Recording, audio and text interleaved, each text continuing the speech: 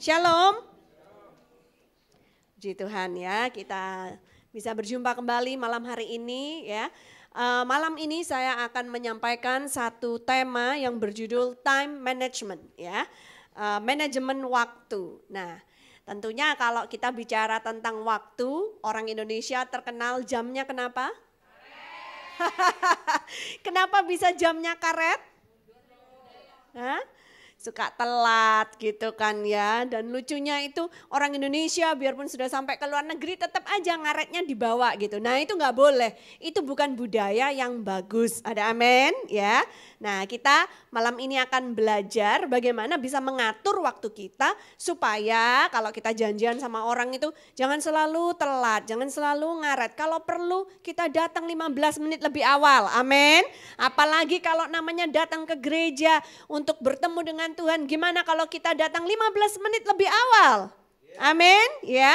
Masa Tuhan harus nunggu kita ya kan? Sebenarnya kan kita yang menunggu Tuhan ya. Nah, untuk itu kita akan buka dulu firman Tuhan ya dari Mazmur 90 ayat 12. Ya, di slide sudah ada. Mazmur 90 ayat 12. Kita baca bersama-sama 2, 3. Ajarlah kami menghitung hari-hari kami sedemikian hingga kami beroleh hati yang bijaksana ya. Bahkan firman Tuhan pun mengajarkan kepada kita, baik jemaat yang ada di Storehouse maupun yang mendengarkan melalui Facebook Live Anugerah Ministries, firman Tuhan mengajarkan pada kita supaya kita ini loh menghitung hari-hari kita.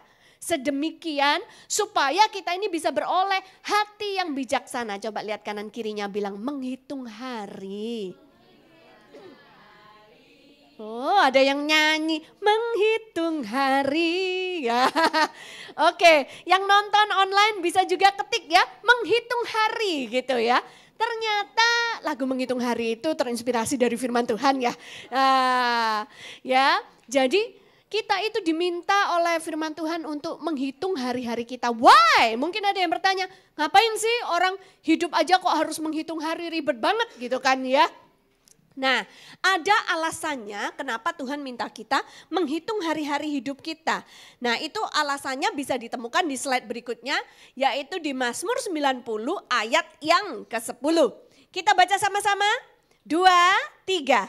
Masa hidup kami 70 tahun dan jika kami kuat 80 tahun. Dan kebanggaannya adalah kesukaran dan penderitaan. Sebab berlalunya buru-buru dan kami melayang lenyap. Kenapa Tuhan mengajarkan pada kita anak-anaknya untuk menghitung hari-hari hidup kita? Jawabannya karena hari-hari hidup kita itu ternyata terbatas, ya. Ada time limitnya, ada expiration date-nya, ya kan? Firman Tuhan ngatain 70, kalau kuat 80, setelah itu kita akan hilang lenyap. Jadi karena waktu hidup kita di atas muka bumi ini sangat terbatas, hendaklah kita bijaksana bagaimana kita menggunakan waktu kita. Ada amin saudara, ya. Coba lihat kanan kirinya bilang bijaksana ngatur waktu bro, sis gitu ya. Ya, slide berikutnya. Kita wajib memaksimalkan waktu yang kita punya dengan sebaik-baiknya. Tidak menyia-nyiakan waktu yang ada, ya. Dan kita bisa mengisi hari-hari hidup kita ini dengan hal-hal yang berguna. Yang mau katakan amin.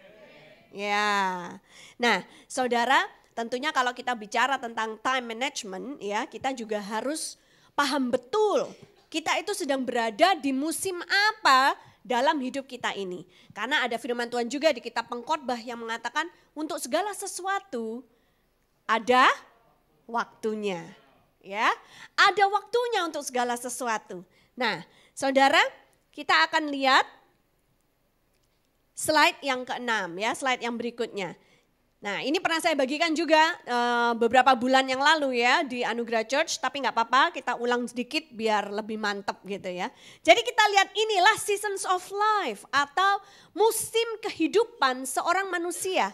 Dari bayi ya kan belajar merangkak, kemudian akan berkembang menjadi kanak-kanak ya kan belajar jalan, kemudian akan berkembang lagi menjadi pra-remaja udah bisa lari-lari kemana-mana. Lihat aja anak saya James ya kan.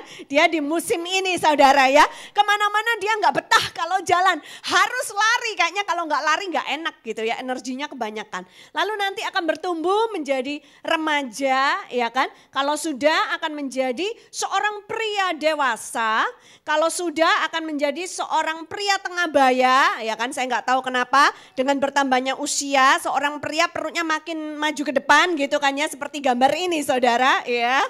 Mungkin karena habis menikah bahagia katanya ya. Katanya kalau istrinya pinter masak, merawat suaminya dengan baik itu otomatis perut suami akan tambah maju ke depan gitu ya.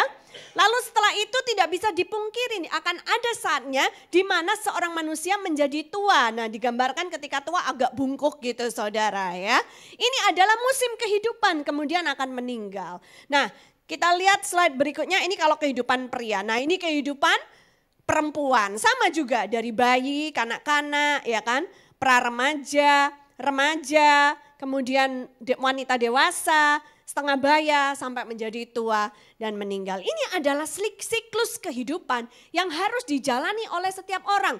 Tidak mungkin bisa lompat, gua dari bayi mau langsung dewasa aja ya kan? Nggak bisa. Jadi harus diikuti setiap fasenya, setiap musimnya itu harus dilewati. Nah, menandakan apa slide berikutnya? Nah, saudara kita harus tahu, inilah siklus kehidupan seorang manusia. Dari bayi, saya gambarkan bayi itu usia 0 sampai 4 tahun, karena 0 sampai 4 tahun kebanyakan bayi hanya belajar dengan bermain-main saja ya. Usia bayi 0 sampai 4 tahun itu kalau digambarkan manusia hidupnya 70 tahun, itu adalah 6% saudara ya. Tapi kemudian setelah itu bayi itu akan mulai masuk sekolah, kelas biasanya kalau umur 4 itu masuk ke TKA ya. TKA umur 5, TKB, ntar umur 6 kelas 1 gitu saudara ya. Dan dia akan sekolah terus, kalau dia lulus S1 saya hitung sampai 22 tahun ya. Tapi tergantung juga mata kuliahnya apa yang diambil. Kalau ngambilnya kedokteran, nah itu lebih panjang lagi, bisa-bisa 24 gitu baru lulus ya kan. Terus kalau ngambil spesialis 25 gitu saudara ya. Terus kalau mau lanjut master ya lebih panjang lagi ya. Mau ngambil doktor ya lebih panjang lagi gitu ya. Nah tapi kalau orang normalnya ya kebanyakan ya belajar dari umur 4 tahun sampai 22 berarti 18 tahun kita itu menjadi siswa. Itu adalah 26% kalau dihitung dari 70 tahun hidup manusia. Ya, setelah itu, nah ini adalah masa yang paling panjang di mana seorang yang sudah dewasa dia akan bekerja dari usia 22 tahun sampai 60 tahun dan itu ternyata 54% dari hidup kita. Memang usia pensiun itu ada yang 55 tahun, ada yang 60, ada yang 65 bener ya. Tapi saya ambil tengah-tengahnya lah ya. Jadi 54% dari hidup kita itu ternyata adalah usia produktif. Dan itu adalah persentasi yang terbesar. Setelah itu kita lihat bagaimana seseorang akan pensiun saudara ya usia 60 sampai 70 itu kira-kira 14%. Slide berikutnya kalau digambarkan secara grafis akan terlihat seperti ini saudara ya. Nah di usia bayi ketika dia masih bayi tentunya tugasnya nggak banyak cuman main-main aja. Belajar dengan cara bermain ya.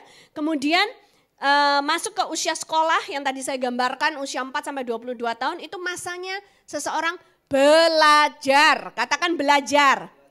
Di sini ada beberapa mahasiswa, coba lihat satu dengan yang lain bilang belajar gitu ya. Kalau usia sekolah ya harus belajar gitu ya. Jangan sampai kita itu hidup di musim yang salah. Pas ketika usianya masih usia sekolah bingung pacaran gitu kan ya. Nanti yang lain lagi persiapan skripsi, dia menikah dini gitu kan ya. Di sini tidak boleh seperti itu saudara ya. Nah terus nanti Giliran yang lain lulus di wisuda lalu mencari pekerjaan, dia udah hamil, dia udah punya baby gitu kan, kehidupannya berubah gitu ya saudara ya. Nah kita nggak mau hal-hal yang seperti itu terjadi. Kalau kita pernah melihat contohnya misalnya orang-orang di generasi yang di atas kita, atau kita punya teman-teman yang hidupnya seperti itu, contoh yang jelek jangan ditiru, amin.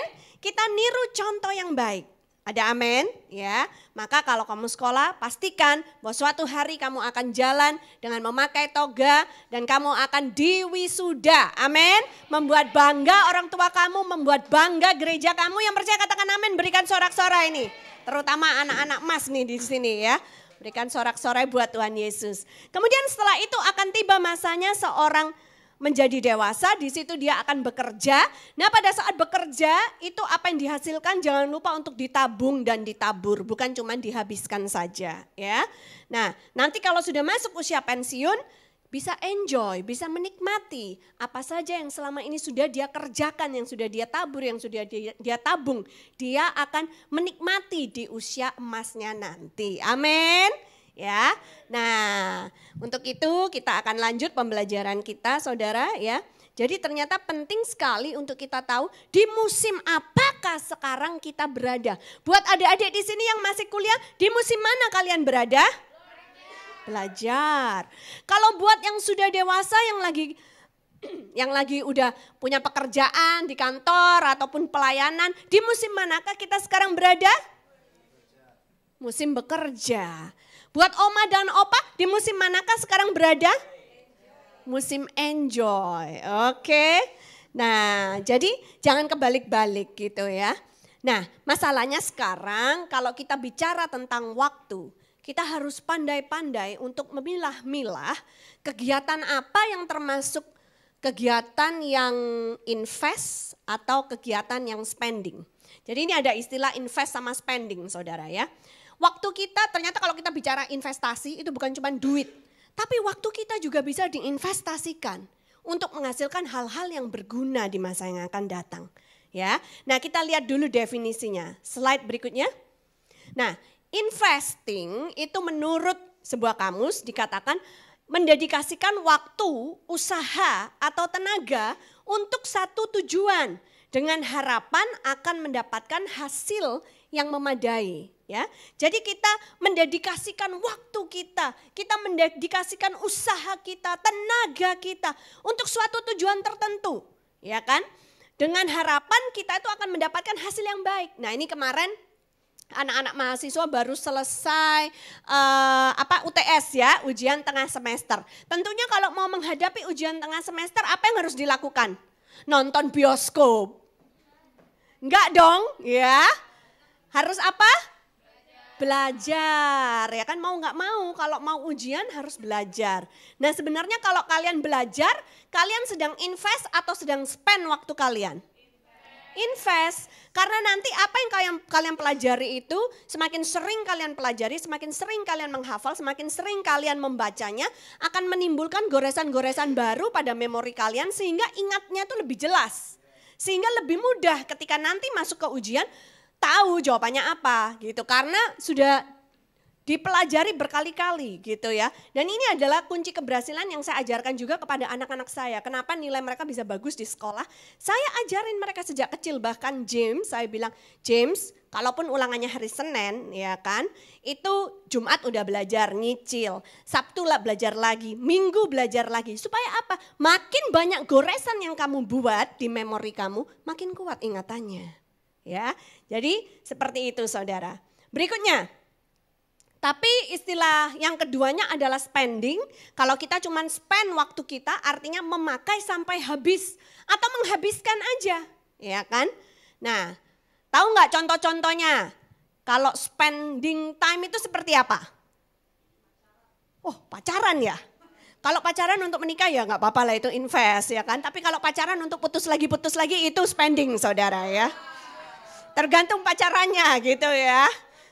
Nah, tapi dari sini bisa dapat gambaran nggak? Ya, nah main game, main game, oke.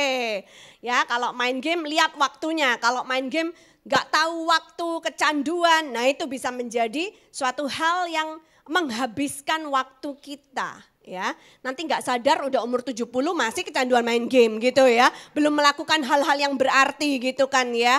Nah, tapi ada juga orang-orang yang menggunakan game untuk sebagai pekerjaan. Nah, itu coba kalau orang-orang yang senang main game, lakukan itu sebagai pekerjaan. Gimana caranya saya juga nggak tahu karena jujur bicara Pastor Debbie nggak suka main game gitu kan saudara ya.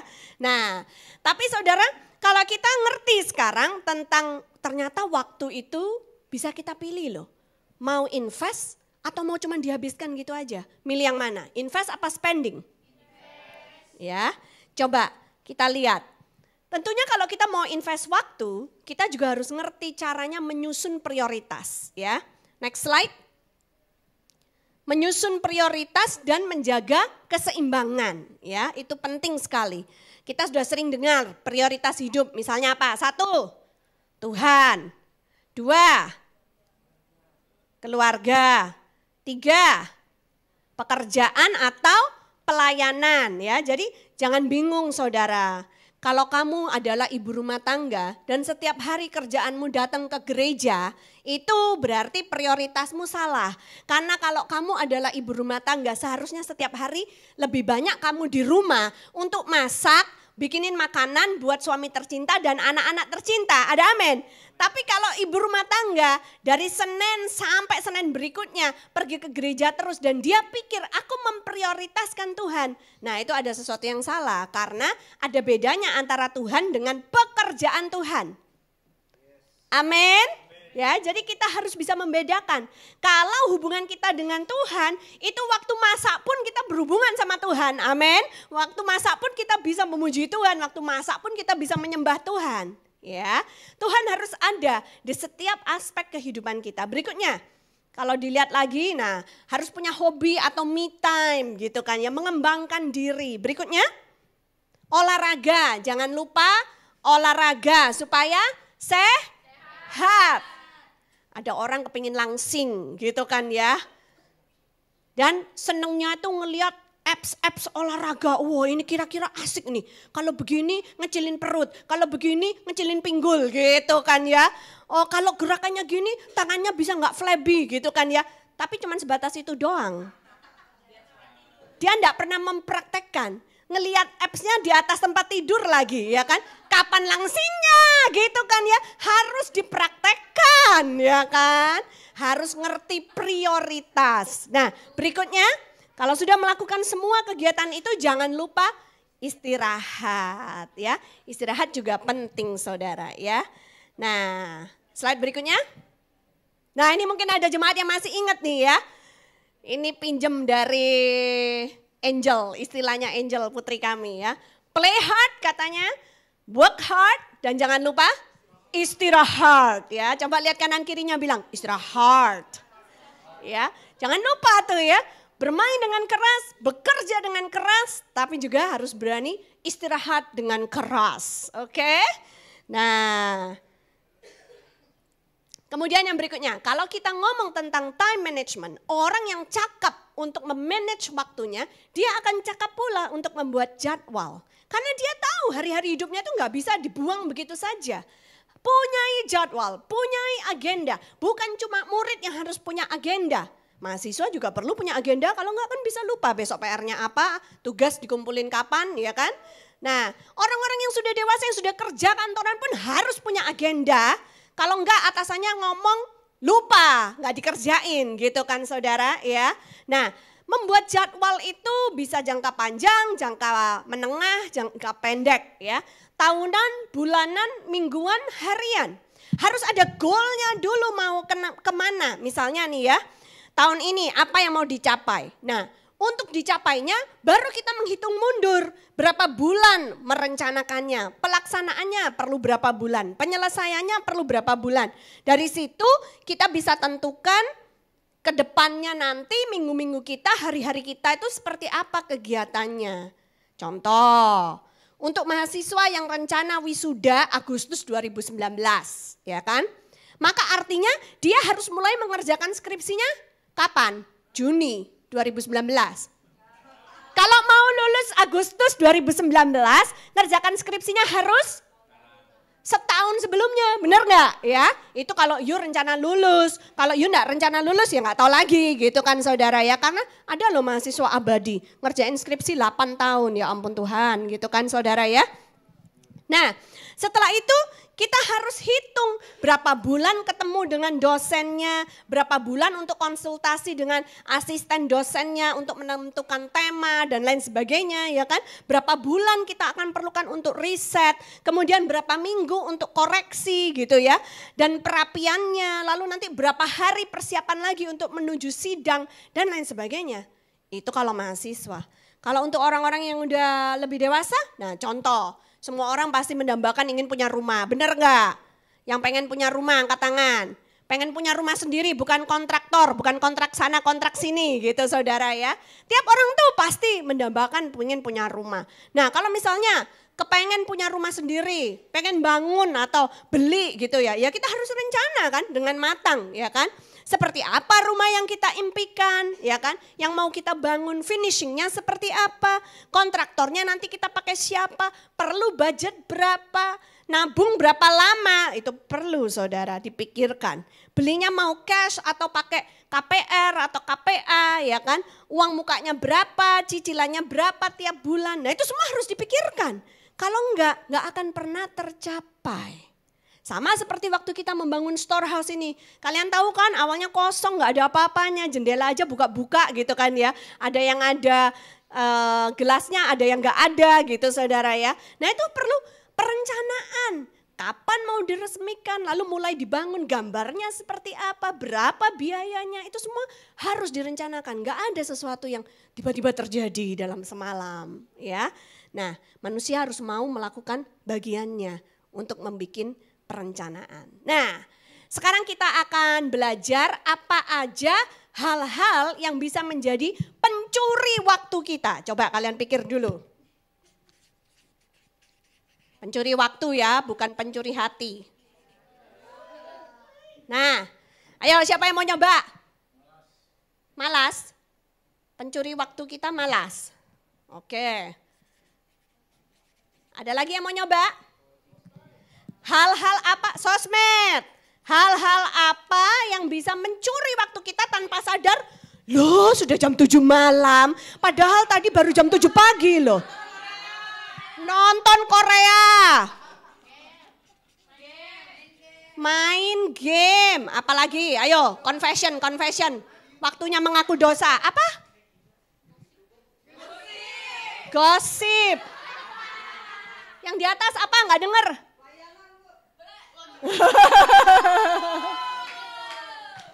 Pelayanan, pencuri waktu. Oke, apa lagi? Pacaran.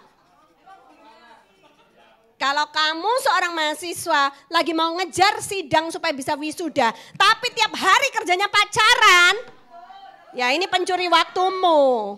Ya, harus bisa mengatur waktu dengan baik. Kapan belajar, kapan nyiapin skripsi, kapan pacarannya, oke? Prioritas yang baik. Apa ada lagi yang lain? Hah? Tidur siang, tidur. Mungkin bukan tidur ya, kalau tidur itu harus kan bagian dari istirahat. Tidur-tiduran. Leye-leyean terus gitu maksudnya kan, santai-santai. Ada lagi yang lain? Sebelah sana? Apa? Galau. Karena kalau galau pikirannya melayang-layang kemana-mana. Andai begini, andai begitu. Tapi nggak jalan-jalan kaki sama tangannya gitu ya. Melamun, tadi ada yang bilang melamun ya. Online shopping, oke. Ini buat yang suka shopping, ya kan? Jalan-jalan di mall. Apa? Window shopping. Oke, ada yang bilang katanya window shopping buang-buang waktu. Biasanya ini menurut cowok, ya Pak Daniel itu paling kesel. Kalau saya bilang, yuk pergi ke mall.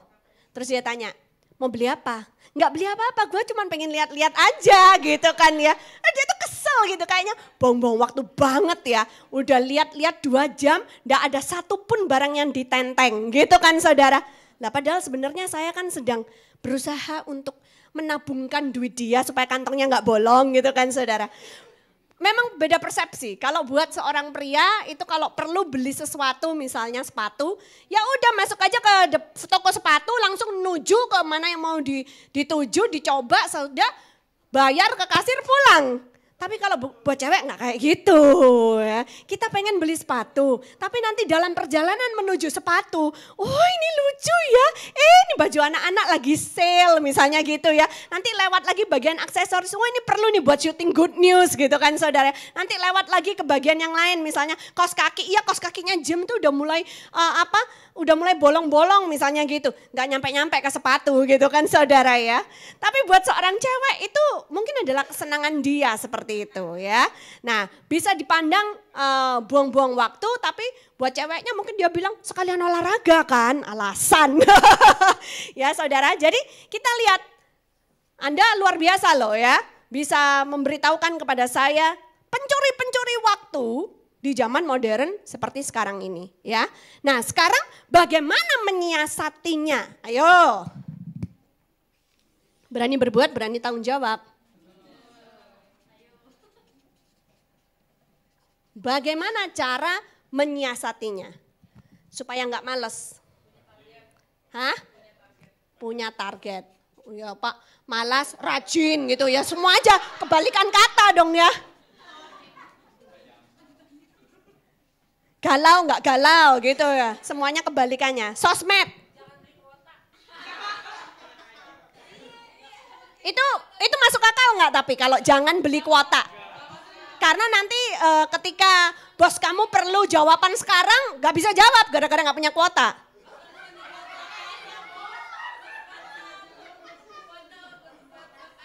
Oh kuotanya khusus WhatsApp aja. Ada ya? Jadi gimana? Setuju nggak kalau sosmed jangan beli kuota? Apa? Hah? Membatasi. Nah, caranya dibatasi gimana?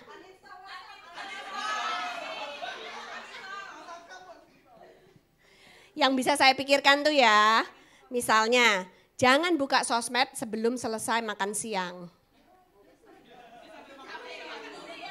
Hanya boleh buka sosmed setelah makan siang. Artinya apa? Kerja dulu. Kalau nggak kerja, jangan kasih dirimu yang enak-enak. Karena peribahasa Indonesia bilang bersusah-susah dahulu, bersenang-senang kemudian. Berakit-rakit ke hulu, berenang-renang ke tepian, gitu kan ya. Jadi jangan selalu kasih dirinya itu merasakan, oh yang enak dulu, gue mau sosmedan dulu sepanjang hari sosmedan terus. Karena tanpa batas, gimana? Kalau kerjanya update sosmed ya lain lagi, lakukan pekerjaanmu, oke? Ya itu pekerjaan yang banyak diiri oleh orang mungkin ya. Nah sekarang berikutnya nih, ayo ngaku siapa yang nonton Korea? Gimana caranya menyiasati nonton Korea?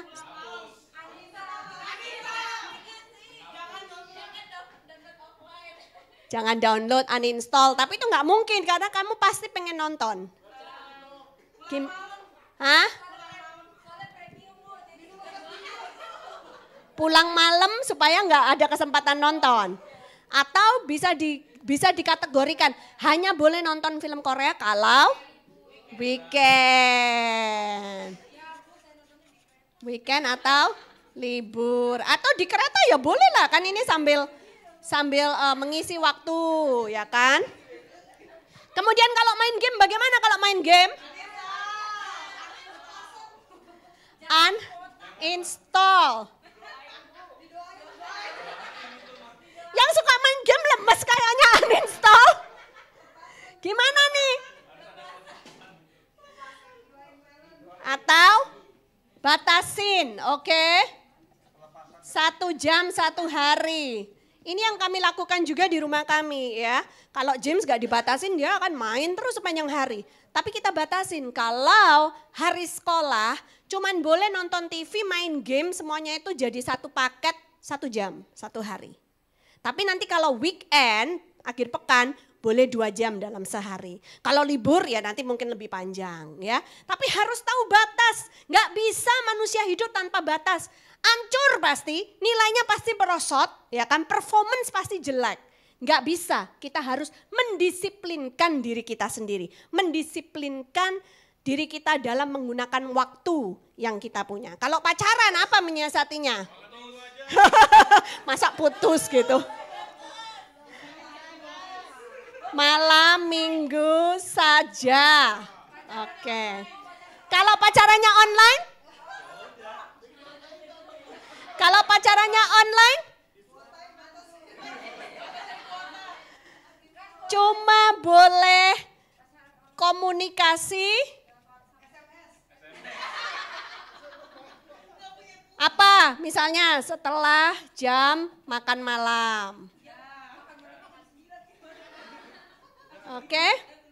Kemudian kalau galau gimana menyiasatinya? Win?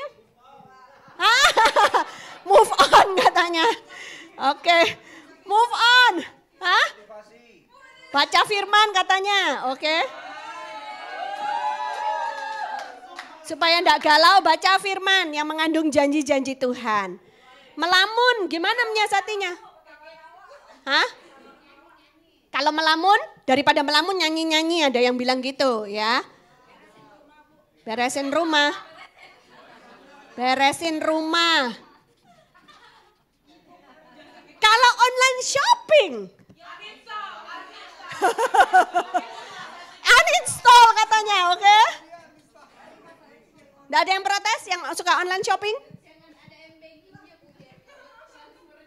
Kalau window shopping. Oh ini udah nggak laku kata Bapak, ini udah nggak modern sekarang.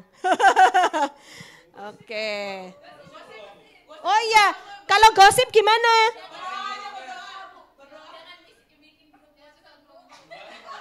Jangan bikin grup WhatsApp katanya. Oke.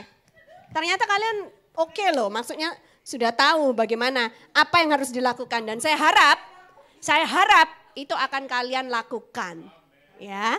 Karena kalau orang cuman mendengarkan firman dan tidak melakukan, ia disebut orang bodoh yang membangun rumahnya di atas pasir. Tetapi orang yang bijaksana, dia mendengarkan firman dan menerapkannya. Amin. Ya. Nah, oke lah, nggak usah slide-nya nggak usah karena sudah semuanya di cover sama mereka, ya kan. Satu yang saya tulis tadi itu, daripada bergaul dengan gossiper, mending bergaul dengan worshipper. Ya, jadi kalau kalian sering terjebak dengan yang gosip-gosip membuang waktu seperti itu, mendingan berteman sama penyembah-penyembah. Amin.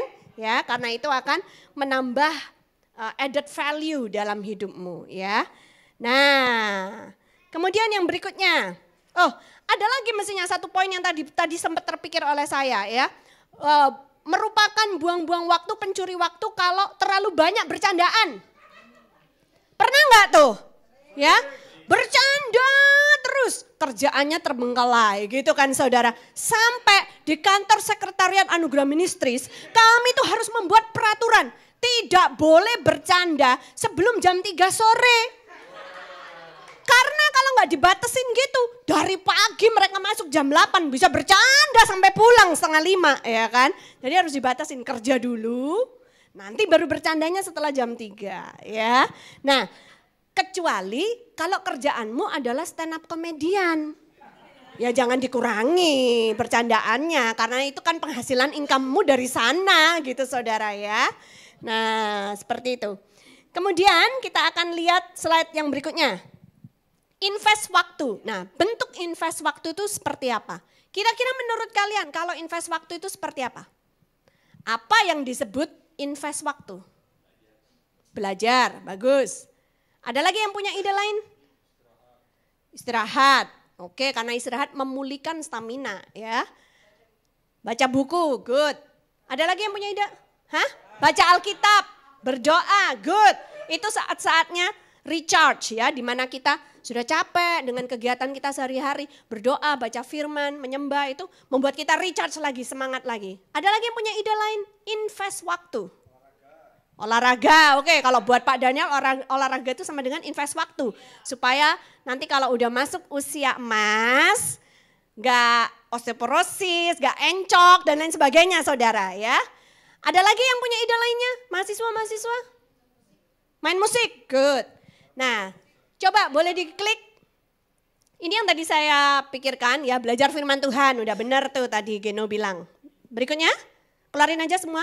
Belajar masak, musik, vokal, atau ilmu baru. Kamu sukanya apa? Belajar itu. Jangan merasa, aku kan udah tua, masa usia segini belajar. Tidak ada kata terlambat untuk belajar. Ada amin? Ya.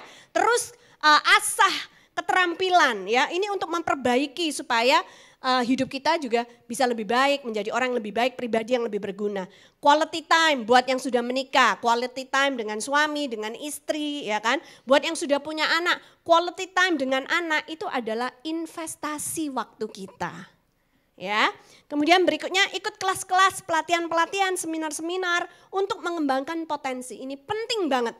Nggak boleh jadi orang males. Karena kalau kita males ikut kelas, ikut seminar, ikut pelatihan, berarti kita nggak akan mengalami peningkatan-peningkatan. Nggak ada peningkatan skill, nggak ada peningkatan knowledge, tapi selalu mengharapkan ada peningkatan income. Lah gimana caranya? Kalau mau income-nya meningkat, maka skill kamu, knowledge kamu juga harus ditambah. Sehingga misalnya adalah seorang karyawan bekerja di sebuah perusahaan supaya pemimpin kalian di perusahaan itu bisa melihat, oh orang ini layak loh untuk dapat kenaikan gaji. Ada amin? Karena memberikan sumbangsi yang lebih banyak kepada perusahaannya, ya kan? Nah, sekarang waktunya yang fun-fun, saya minta Pak Daniel untuk maju ke depan. Ya. Dia akan memperagakan sesuatu, ini kayak permainan hari Minggu kemarin ya. Charade ya. Yang pertama ini terdiri dari 3 suku kata. Dan yang pertama ini hal yang umum ya, istilah perkataan ini adalah perkataan yang umum sering kita dengar.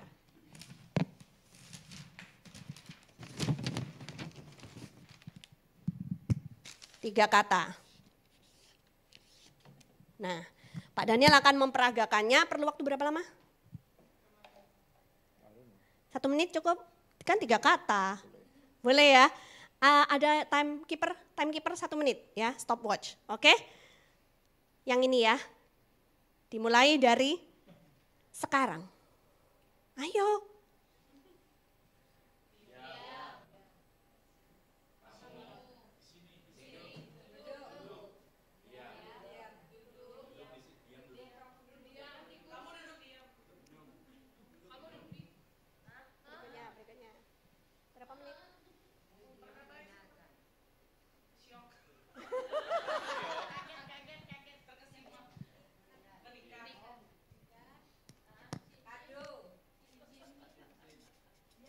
Menikah, emas, apa? Diam itu emas. Siapa tuh? Good job. Berapa menit? 37 detik. Oh good. Ya tepuk tangan dulu dong ya. Nah sekarang yang kedua ini karena lebih panjang. 1, 2, 3, 4, 5, 6, 7, 8, 9. 9 suku kata ini ayat Alkitab.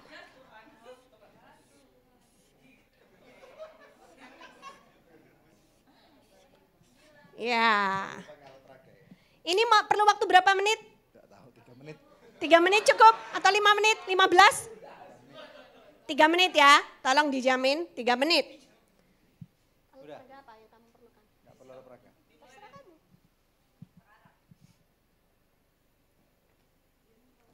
Oke, 3 menit. Dimulai dari sekarang. Alkitab, firman. Firman Allah. Apa Bu? Firmanmu. Pelita. Bagi. Kakiku terus. Terang. Bagi. Loh kok ada yang kurang? Oh dan. Terang bagi Jalan. Ada yang kurang? Kan.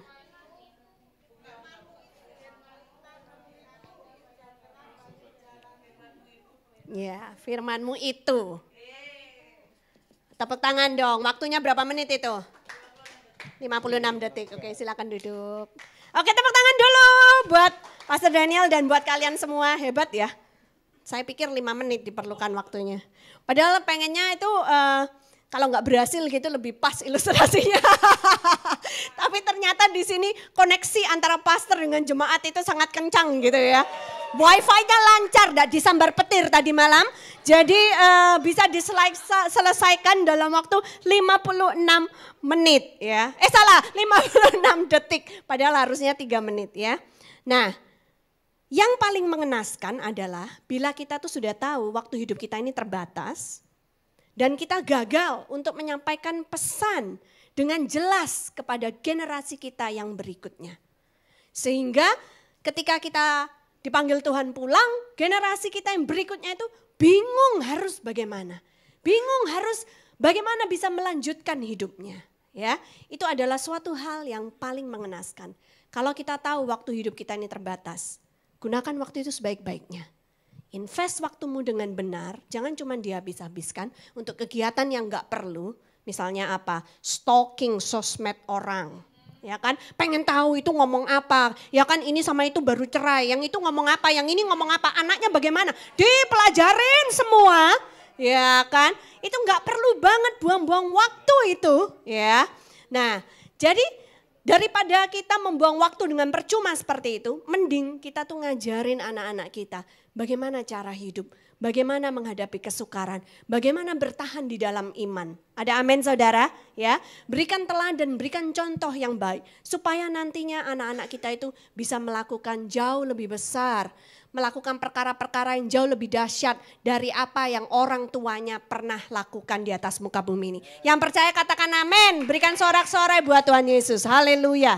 Nah, saya akan next slide ya. Ketahuilah juga ada yang namanya Kronos dan Kairos. Ya, kalau bicara tentang waktu, waktu hidup manusia disebut Kronos. Dihitung dengan setiap detik yang berdetik itu adalah Kronos. Ya, tetapi kita harus tahu sebaik-baiknya kita sudah mempersiapkan Kronos kita perlu yang namanya Kairos, yaitu waktunya Tuhan. Ada orang tuh ngoyo banget. Belum saatnya beli rumah, maksa beli rumah, ya kan? Semuanya serba dipaksa. Belum saatnya beli mobil, maksa beli mobil. Belum saatnya punya gadget yang muktahir, maksa. Tapi semuanya cicilan, setelah itu gagal nyicil. Setelah itu semuanya disita. Jangan orang hidup terlalu ngoyo gimana. Persiapkan aja dulu. Kalau sudah waktunya Tuhan bisa beli cash kok. Yang percaya katakan amin saudara. Ya. Nah, yang kita perlukan adalah kairosnya Tuhan. Kita melakukan sebaik-baiknya di kronos kita. Karena nanti ketika kairos Tuhan bersinggungan dengan kronos manusia. Maka ia pasti akan membuat segala sesuatu indah pada waktunya. Yang percaya katakan amin sorak-sorai buat Tuhan Yesus ya. Slide terakhir. Pengkhotbah 3 ayat yang ke-11. Ia membuat segala sesuatu indah pada waktunya.